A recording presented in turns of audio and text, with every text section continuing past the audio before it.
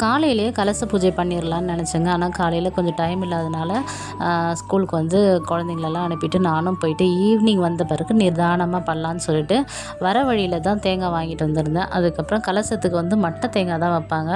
அது போல் தான் வைக்கணுமே. அதனால் வந்து பார்த்திங்கன்னா மட்டை தேங்காய் வாங்கிட்டு நான் வந்து நிரந்தர கலசம் வைக்கல. மாதம் மாதம் பௌர்ணமிக்கு மாற்றக்கூடிய அந்த கலசம் தான். ஏன்னா இதில் வந்து தண்ணீர் ஊற்றி வச்சுருக்கிறதுனால மாதம் மாதமே மாற்றணும்.